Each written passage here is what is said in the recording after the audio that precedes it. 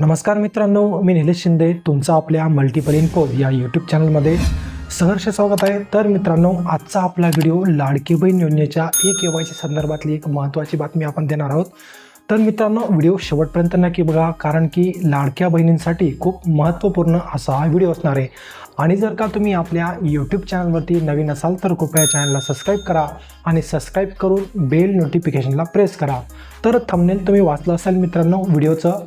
तर आपण काय सांगितलं आहे की जी काही फुल KYC आहे ती अंगणवाडीमध्येच होणार आहे आणि एक डॉक्युमेंट तुम्हाला अंगणवाडीमध्ये द्यायचं आहे आणि ते दिल्यानंतरच तुमची KYC पूर्ण होणार आहे। तर पूर्ण विषय समजून घ्या मित्रांनो। आता लाडकी बहीण योजनेची KYC कोणासाठी ते डॉक्युमेंट अंगणवाडीमध्ये जमा करायचं आहे त्याविषयीची संपूर्ण माहिती मी तुम्हाला देणार आहे। तर ज्या महिलांना पती नाहीत, ज्या महिलांना वडील नाहीत, ज्या महिला घटस्फोटित आहेत, निराधार आहेत, त्या सर्व महिलांसाठी आता लाडकी बहीण योजनेची KYC करताना नवीन ऑप्शन आलं आहे। तर आधी जेव्हा आपण लाडकी बहीण योजनेची KYC करत होतो तेव्हा सगळ्यात आधी जे काही लाभार्थी आहे, महिला लाभार्थी, तिचा आधार नंबर टाकून त्यांच्या आधारशी लिंक असलेल्या मोबाईल नंबरवर एक OTP यायचा। तो OTP टाकल्यानंतर त्याच्यानंतर पुढची स्टेप काय होती? पुढच्या स्टेपमध्ये ज्या बहिणींचं, ज्या महिला लाभार्थ्यांचं लग्न झालं असेल त्यांना त्यांच्या पतीचा तिथे आधार नंबर टाकावा लागायचा आणि त्या पतीच्या आधार कार्डवरती OTP यायचा। आणि ज्यांचं लग्न झालं नाही त्यांना त्यांच्या वडिलांचा आधार नंबर टाकून वडिलांच्या आधार नंबरवरती एक OTP यायचा आणि तो OTP टाकून KYC प्रक्रिया पूर्ण करावी लागत होती। पण त्याच्यामध्ये एक प्रॉब्लेम होता। ज्या लाभार्थ्यांना, ज्या लाडक्या बहिणींना वडील नाहीत किंवा ज्यांचे पती नाहीत अशा सर्वांसाठी दुसरा आधार नंबर कोणाचा यायचा त्याविषयीचा प्रॉब्लेम होता।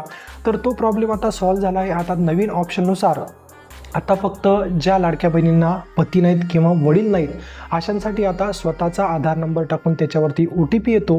त्याच्यानंतर पुढची प्रोसेस येते ती म्हणजे तुम्हाला पती नाहीत किंवा वडील नाहीत याविषयीचा होय नाही असे प्रश्न आहेत, त्याच्यावरती तुम्हाला नाही असं क्लिक करून तुमची KYC पूर्ण करायची आहे। आता ही जेव्हा तुम्ही KYC पूर्ण करणार ती झाली तुमची अर्धी KYC म्हणजेच हाफ KYC। आता तुम्ही जर का एवढीच प्रोसेस तुम्ही ऑनलाईन केली असेल, आता त्याच्यानंतरचा पुढचा मुद्दा येतो जे काही डॉक्युमेंट आहेत। आता डॉक्युमेंट म्हणजे काय?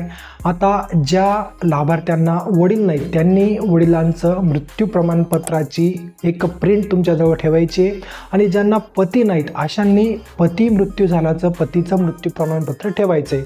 त्याच्यानंतर जे घटस्फोटित आहेत त्यांनी आपल्या कोर्टाकडून जे घटस्फोटिताचं प्रमाणपत्र मिळतं ते त्यांनी त्यांच्याकडे ठेवायचं आहे आणि हे डॉक्युमेंट तुम्हाला तुमच्या अंगणवाडीमध्ये अंगणवाडी सेविकांकडे द्यायचे आहे।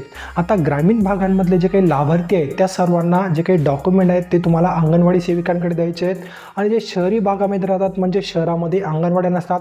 आता बऱ्याच जणांचा असा प्रश्न होता की आम्ही शहरामध्ये राहतो, इथे अंगणवाडी नाही आहे, तर आम्ही ते डॉक्युमेंट कोणाकडे जमा करायचे? तर त्यांनी ते डॉक्युमेंट तुमच्या तहसील कार्यालयामध्ये जाऊन महिला व बालविकास विभागामध्ये ते डॉक्युमेंट तुम्हाला जमा करायचे। आता जेव्हा तुम्ही हे डॉक्युमेंट अंगणवाडी सेविका किंवा शहरामध्ये जर का राहत असणार तर महिला व बालविकास विभाग, तहसील कार्यालय यांच्याकडे जेव्हा तुम्ही ते डॉक्युमेंट जमा करणार तेव्हाच तुमची ही KYC प्रक्रिया पूर्ण होणार आहे। तर महत्त्वाची गोष्ट, आता बरेच जण काय करत आहेत, KYC करताना ज्या बहिणींना पती नाहीत, वडील नाहीत किंवा जे घटस्फोटित आहेत असे सर्व फक्त ऑनलाईन KYC करून घेत आहेत, पण डॉक्युमेंट ते अंगणवाडी सेविकांकडे किंवा महिला व बालविकास विभागाकडे जमा करत नाहीत। तर त्याच्यामुळे त्यांची KYC अर्धी राहते, हाफ KYC राहते। त्याच्यामुळे जर तुम्ही हाफ KYC करत असणार तर तुम्हाला जो काही 1500 रुपये लाभ असतो तो मिळणार नाही आणि तुम्ही या योजनेतून अपात्र होणार, कारण की 31 डिसेंबर 2025 ही शेवटची तारीख आहे। तर ज्या लाडक्या बहिणींना पती नाहीत, वडील नाहीत, ज्या निराधार आहेत त्या सर्व लाडक्या बहिणींनी ऑनलाईन आपली प्रक्रिया तर करायचीच आहेत। वडील नसेल तर वडिलांचं मृत्यू प्रमाणपत्र, पती हयात नसतील तर पतीचं मृत्यू प्रमाणपत्र, घटस्फोटित असणार तर घटस्फोटिताचं कोर्टाकडून मिळालेलं प्रमाणपत्र ते तुम्हाला तुमच्या अंगणवाडी सेविका किंवा महिला व बालविकास विभाग, तहसील कार्यालय यांच्याकडे जमा करायचं आहे। तर अशा प्रकारे जेव्हा तुम्ही ते कागदपत्र तिथे जमा करणार तेव्हाच तुमची KYC पूर्ण होणार आहे आणि KYC पूर्ण झाल्यानंतर तुमची तिथे छाननी होईल आणि त्याच्यामध्ये जर का तुम्ही व्यवस्थित तिथे तुमचा फॉर्म आढळून आला तर तुम्हाला याच्या पुढचे जे काही 1500 रुपये आहेत ते तुम्हाला चालू राहतील। तर खूप महत्त्वपूर्ण व्हिडिओ होता। आता व्हिडिओमध्ये आपण काय बघितलं सविस्तरपणे सांगतो। ज्या लाडक्या बहिणींना पती नाहीत, वडील नाहीत किंवा ज्या घटस्फोटित आहेत त्यांनी त्यांचे डॉक्युमेंट अंगणवाडी सेविकांकडे जमा करायचे। हा होता आपल्या व्हिडिओमधला महत्त्वाचा पॉईंट। आता जर का तुम्हाला लाडकी बहीण योजनेबद्दल KYC संबंधित काही इतर प्रश्न असतील तर तुम्ही मला या व्हिडिओखाली नक्की कमेंट करा। तुमच्या सर्व कमेंटला 100% इथे उत्तर देण्यात येईल। तर पुन्हा भेटूयात पुढच्या व्हिडिओमध्ये। तोपर्यंत जय हिंद आणि जय महाराष्ट्र.